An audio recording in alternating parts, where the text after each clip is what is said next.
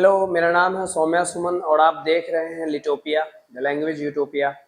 तो जैसा कि आप थंबनेल में देख पा रहे हैं, ये टेंस का लेक्चर नंबर 2 है, पार्ट 2 है। और मैं पिछली वीडियो में सिंपल प्रेजेंट टेंस तक डिस्कशन कर चुका हूं। तो अगर आपने वो वीडियो नहीं देखा है तो कृपया करके आप उस वीडियो को देख लें, जिससे कि आपकी क्लैरिटी ज़्यादा हो जाए, क्लैरिटी बढ़ जाए। Got it?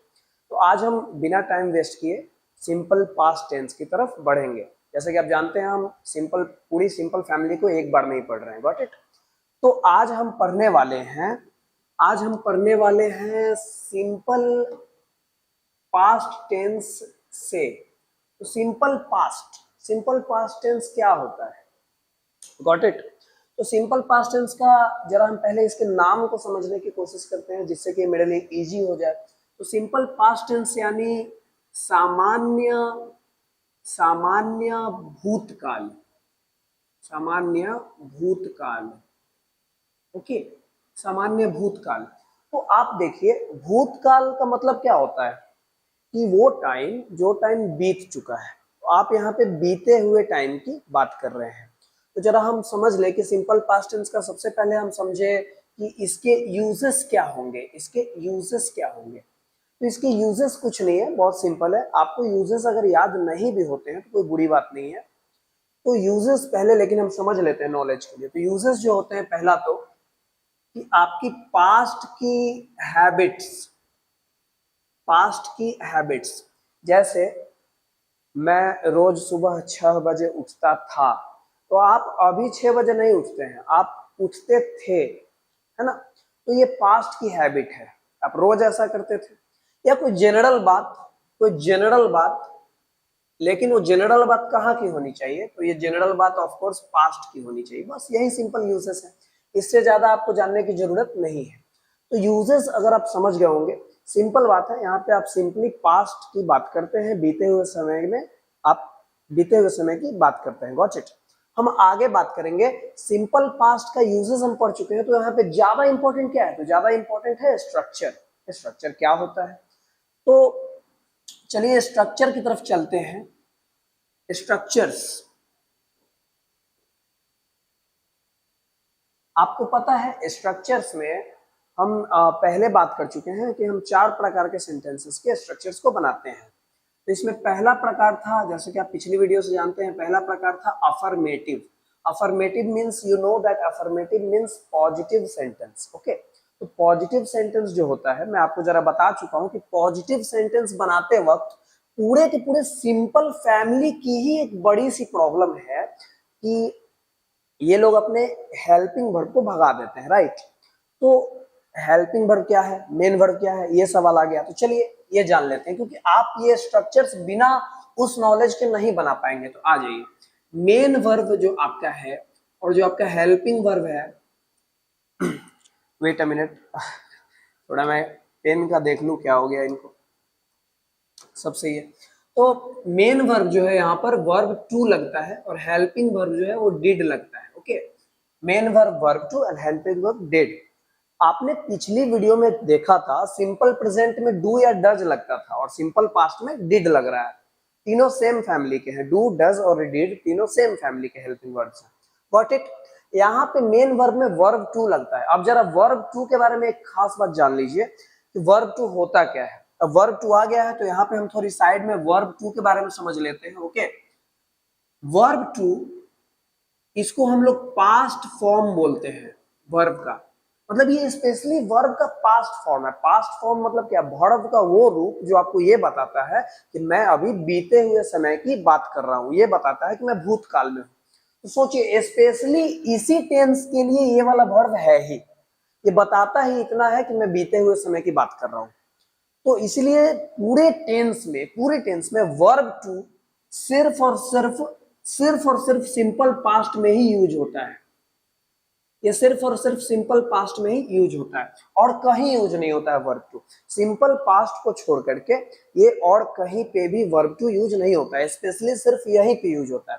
पर सुनिए, होता क्या है, मैंने आपको बताया कि सिंपल खानदान की एक प्रॉब्लम है कि वो लोग अफर्मेटिव में अपने जो हेल्पिंग वर्ब्स होते हैं उनको ये लोग भगा देते हैं। तो यहाँ पे हेल्पिंग वर्ब्स तो है नहीं, सिर्फ एक हेल्पिंग वर्ब है। ओके, तो यहाँ पे जो हेल्पिंग वर्ब होगा, ये लोग बोलेंगे कि भाई साहब मैं पॉजिटिव बात बोलने जा रहा हूँ, मुझे डर भय लाज शर्म कुछ नहीं लग रहा, मुझे हेल्पिंग वर्ब नहीं चाहिए। तो नहीं चाहिए हेल्पिंग वर्ब, तो हमने क्या किया, सिंपल सा एक सब्जेक्ट लिया, हमने जो मेरा मेन वर्ब था वर्ब टू उसको मैंने लगाया, और यहाँ पे मैंने अदर वर्ड लगाया। अदर वर्ड आप जानते हैं, अदर वर्ड मैं क्यों लिख रहा हूँ, अदर वर्ड का ये मतलब होता है कि आपका ऑब्जेक्ट अगर आए तो ऑब्जेक्ट लगाइए, और नहीं आए तो मत लगाइए। Got it.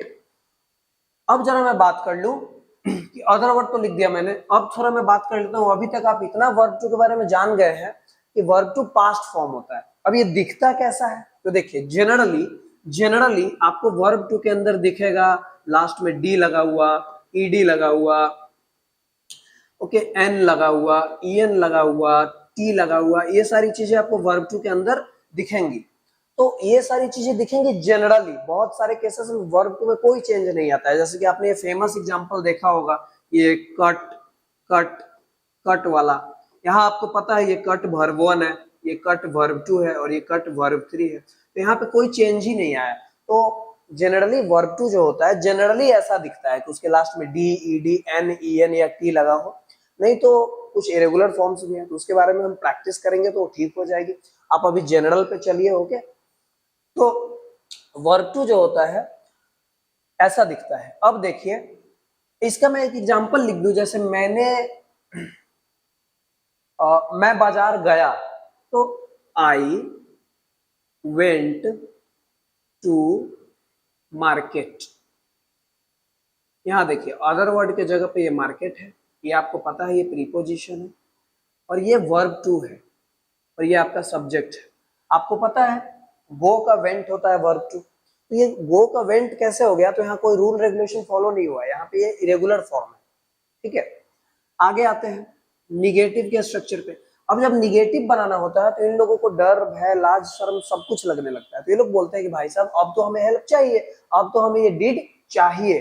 तो जब डिड को ये लोग बुलाते हैं तो डिड आ तो जाता है, देखिए सब्जेक्ट प्लस डिड आ जाता है। अब ये लोग डिड को बुलाए क्यों, क्योंकि निगेटिव में हमें नॉट लगाना पड़ता है, और नॉट लगाने में इन लोगों को डर लग रहा था, तो इन्होंने कहा कि डिड को बुलाइए। तो डिड के साथ नॉट तो आ गया, यहां तक कोई प्रॉब्लम नहीं हुई, पर डिड ने कहा कि भाई साहब जब मुझे भगाया जा रहा था, ये जो भाई साहब है, ये जो वर्ब टू है, ये बहुत बोल रहे थे, ये रहेंगे तो मैं नहीं आऊंगा। तो डिड को तो बुलाना इन लोगों की मजबूरी थी, तो इन्होंने कहा कोई बात नहीं आप आइए, हम इसको भगा देते हैं। तो इन लोगों ने वर्ब टू को भगा दिया। तो याद रखिए कि जब भी वर्ब टू को, या पिछले आपने सिंपल प्रेजेंट वाले वीडियो में देखा होगा कि वर्ब 5 को भगाया गया था, तो जब भी किसी को भगाया जाएगा तो मदद करने सिर्फ वर्ब 1 आएगा। तो यहाँ भी वर्ब 2 को भगाया गया तो सिर्फ वर्ब 1 आया मदद करने। तो यहाँ पे आया कौन, वर्ब 1 आया। ओके, और फिर अदर वर्ड लग गया। तो ये आपको थोड़ा अजीब लग रहा होगा कि हम वर्ब 1 सिंपल पास्ट में लगा रहे हैं, पर लगता है ये वर्ब 2 सिर्फ अफर्मेटिव तक ही लगता है, उसके बाद ये कहीं नहीं लगता है। मतलब पूरे टेंस के अंदर इकलौता जगह जहां पे वर्ब 2 यूज होता है, वो इकलौता जगह ये वाला है। ओके, जैसे मैं इसका बना के देता हूँ इसी सेंटेंस का, कि आई, ओके, आप डिड लगाएंगे, आई डिड, एंड आप यहाँ देखिए नॉट लगाएंगे, आई डिड नॉट, एंड अब आप वेंट नहीं लगाएंगे, अब आप गो लगाएंगे, क्योंकि यहाँ पे वर्ब 1 है। तो I did not go to market. Okay, अब यहाँ पे जरा देखिए, जरा एक बात मैं आपको बता दूं कि आप ये नॉट कहीं गलत जगह ना लगा दें, इसके लिए याद रखिए नॉट आपको हमेशा आपके मेन वर्ब के ठीक पहले लगाना है। आप खुद देखिए ये नॉट आपका कहाँ है, मेन वर्ब है, और मेन वर्ब के ठीक पहले है ये नॉट। नॉट को आपको देखिए ये मेन वर्ब है वर्ब 1, और इसके ठीक पहले नॉट लगा हुआ है, तो ये गड़बड़ आपको नहीं करनी है। मेन वर्ब के ठीक पहले नॉट लगाएंगे तो आपका नॉट गलत नहीं होगा, गलत जगह पे आप उसको नहीं लगा पाएंगे अगर आप ऐसा करेंगे तो। ओके, इसका एक और स्ट्रक्चर बनता है इंटरोगेटिव। ओके, इंटरोगेटिव आप जानते हैं इंटरोगेटिव में बताने की जरूरत नहीं है, यहाँ पे क्वेश्चन मार्क लगता है, क्वेश्चन पूछा जाता है। तो क्वेश्चन वाला स्ट्रक्चर बनाना बहुत इजी है, आप कुछ मत करिए। ये जो आपको हेल्पिंग वर्ब दिख रहा है ना, इस हेल्पिंग वर्ब को आप आगे रख दीजिए सब्जेक्ट से। तो चलिए मैं आगे रख देता हूँ। जैसे मैं आगे रखूंगा तो ये जो डिड है ये कैपिटल हो जाएगा, ये यहाँ पे स्मॉल था, यहाँ डी कैपिटल हो जाएगा। तो डिड, और जब आप इसको उठा के यहाँ रख देंगे तो ऑफकोर्स ये सब्जेक्ट आ जाएगा। फिर क्या बचेगा, ये नॉट मत लीजिए क्योंकि ये इंट्रोगेटिव है, निगेटिव नहीं, तो नॉट को छोड़ देंगे तो क्या बचेगा, वर्ब वन बचेगा वो लगा दीजिए, फिर क्या बचेगा, अदर वर्ड बचेगा, फिर क्या बचेगा, तो बस कुछ नहीं, क्वेश्चन मार्क आपको लगा देना है, बस देखिए बन गया। तो इसका मैं अगर बनाना चाहूं तो क्या बनेगा, इसका बनेगा did I go to market. आप देख पा रहे हैं ये पूरा स्ट्रक्चर को फॉलो कर रहा है ना। मैं मार्केट गया था, यहाँ पे फुल स्टॉप लगाना है of course.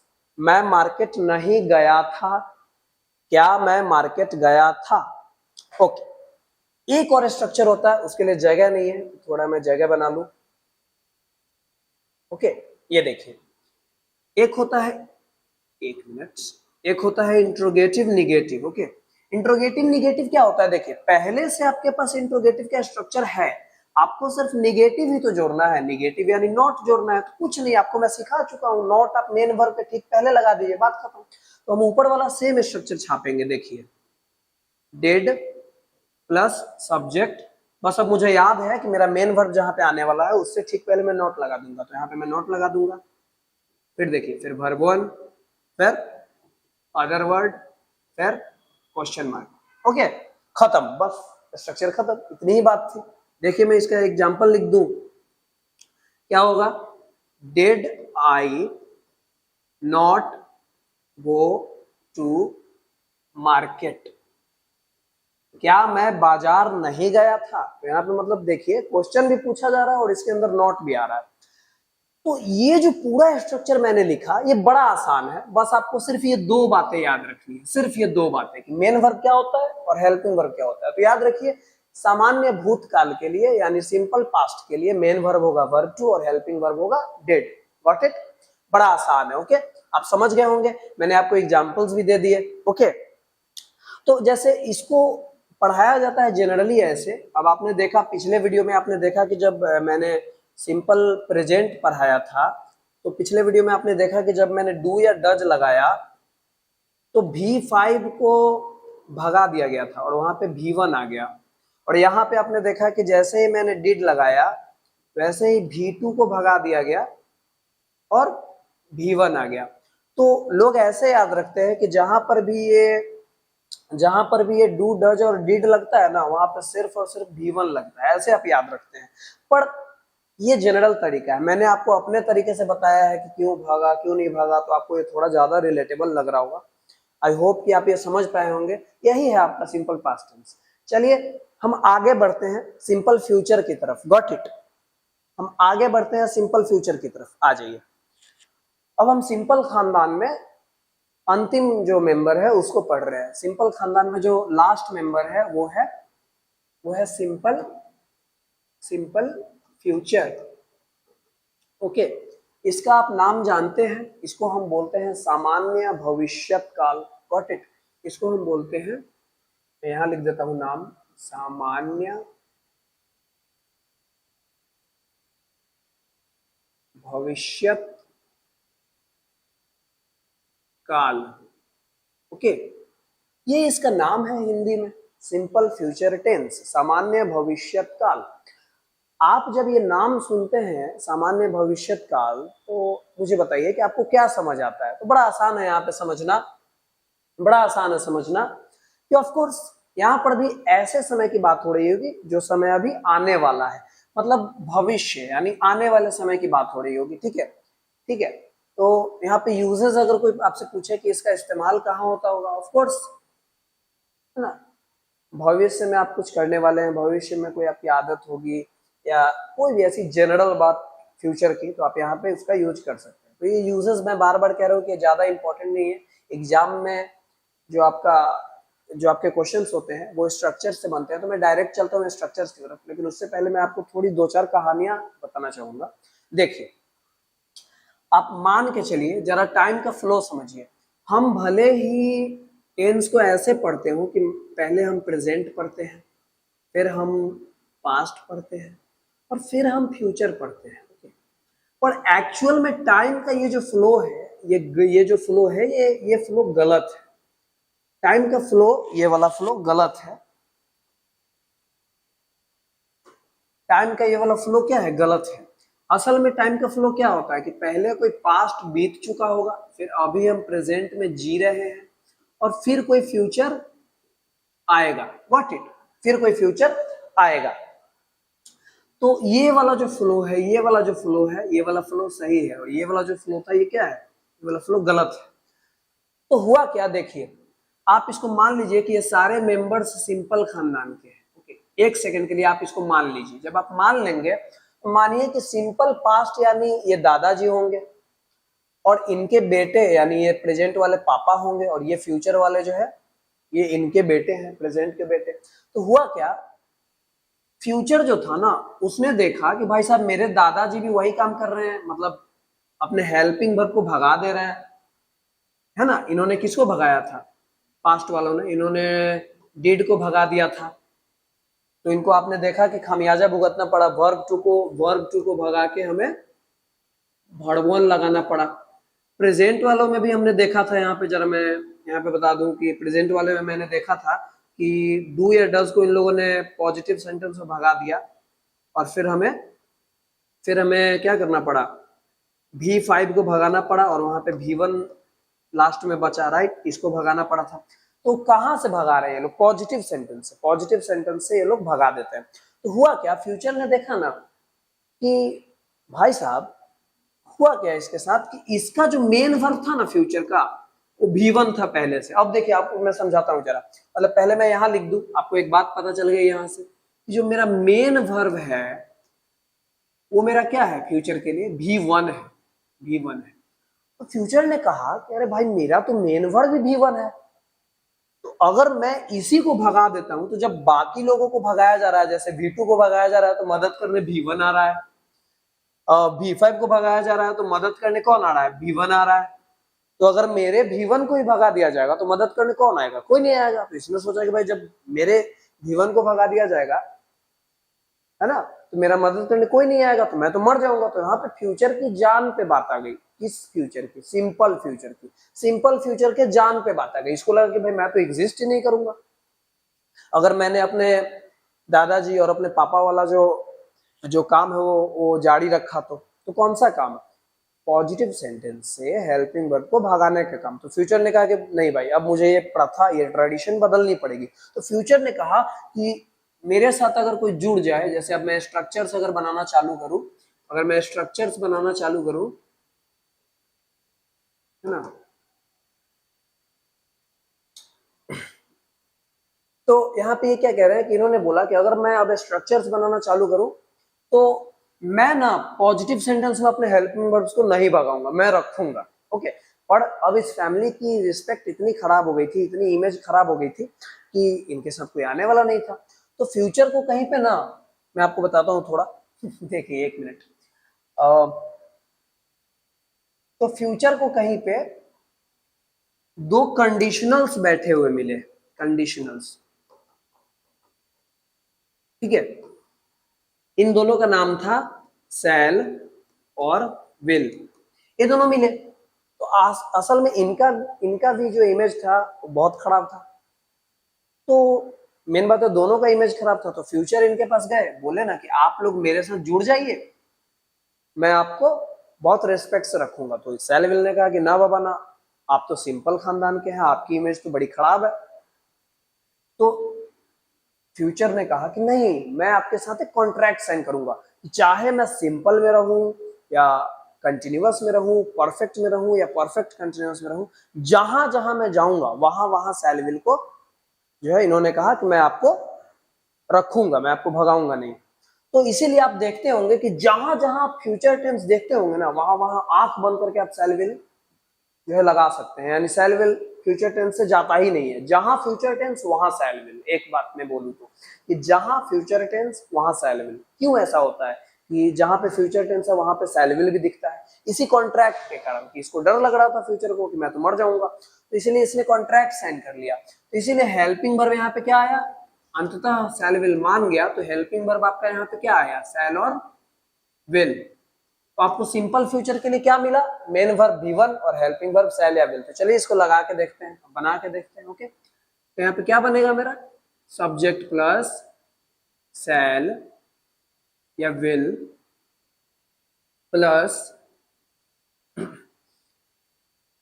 Verb 1 plus other word. Okay okay, ये है ना, अब देख चुके होंगे। देखिए कितना क्लियर ये बन गया, कितना क्लियर ये बन गया। मैं अगर कोई एग्जांपल लिखना चाहूं तो I will eat, I will eat the cake, है ना। देखिए तो इन्होंने अभी केक खाया नहीं है, ये केक खाएंगे, ऑफ कोर्स फ्यूचर की बात हो रही है। आगे देखिए, मैं निगेटिव बना दूं, अगर इसको थोड़ा बड़ा कर दूं ना,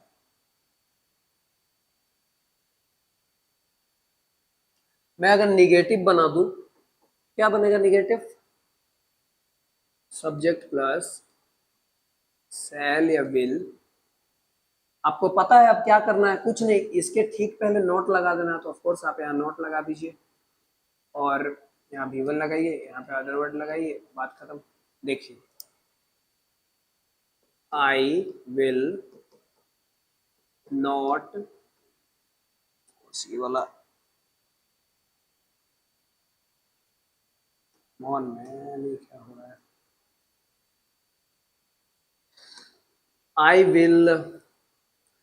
I will not eat the cake, मैं केक नहीं खाऊंगा। ऑफ कोर्स अब इसका अगर हमें इंट्रोगेटिव बनाना होगा तो हम क्या करेंगे, कुछ नहीं, इस शैल विल को उठा के आगे कर देंगे, जैसा हम करते आए। शैल विल को उठाइए और आगे कर दीजिए। देखिए शैल या विल, देखिए आप इसको उठा के यहाँ रखेंगे तो क्या बचेगा आपके पास, सब्जेक्ट, फिर क्या बचेगा V1, फिर क्या बचेगा अदर वर्ड, और फिर क्या बचेगा, कुछ नहीं, क्वेश्चन मार्क। देखिए will I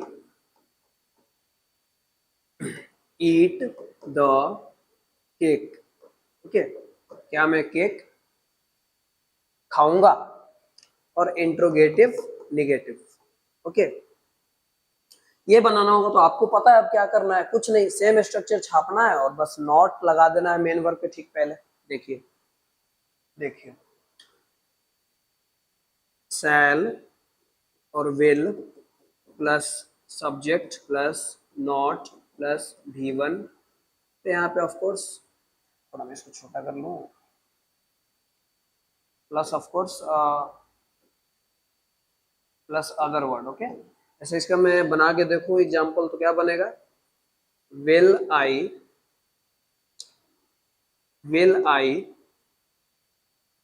not eat the cake, क्या मैं केक नहीं खाऊंगा। यहाँ पे अगर आप एक और चीज जानना चाहें, जैसे बड़ी अच्छी चीज है, मैं आपको बता दूं जरा कि हिंदी में कैसे पहचानते हैं ना, हिंदी में आप आइडेंटिफाई कैसे कर पाएंगे, कुछ नहीं, आप देखिए मैं केक खाऊंगा, ऑफ कोर्स आपको पता चल गया गा, तो हिंदी में गा गी गे ये सब लगा होगा, ऑफ कोर्स पहचान जाएंगे। तो ये चीज मैं जरा उधर भी बता दूं आपका, मैंने इस पेज में भी जरा ये मैं बता दूं आपको कि हिंदी में कैसे पहचानेंगे आप, हिंदी में कैसे पहचानेंगे आप, बहुत आसान है, कुछ नहीं, देखिए मैं बाजार गया, यानी आपको पता चल गया कि हिंदी में कैसे पहचानेंगे, या ई और ए लगा होगा, या ई ए, है ना। सीता नाची, मैं बाजार गया, मैंने खाना खाया, वे लोग खेलने गए, तो या ई ए ये होगा, तो आप पहचान जाएंगे कि आप किस में हैं, आप सिंपल पास्ट टेंस में है। और ऐसे कैसे पहचानेंगे इंग्लिश में, तो इंग्लिश में पहचानने का कुछ नहीं है, डिड लगा होगा, है ना, डिड लगा होगा किसमें, निगेटिव में, इंट्रोगेटिव में, और इंट्रोगेटिव निगेटिव में, और अफर्मेटिव में क्या लगा होगा, ऑफ कोर्स वर्ब टू लगा होगा। ये सब आप पहचान लें, बड़ा इजी है। तो थोड़ा ये देखिए, फ्यूचर वाला अपने पूरे खानदान में, मतलब सिंपल फ्यूचर वाला अपने पूरे सिंपल खानदान में एक लौता बंदा था जिसने अफर्मेटिव में हेल्पिंग वर्ब को लगाया, नहीं तो इससे पहले इसके खानदान में किसी ने हेल्पिंग वर्ब को नहीं लगाया था। गॉट इट, मुझे उम्मीद है कि आपको ये लेक्चर पूरा समझ आया होगा। तो ये आपका पूरा जो क्या बोलूं मैं, आपका ये जो पूरा सिंपल खानदान है वो खत्म हो चुका है। Okay, thank you for watching the video.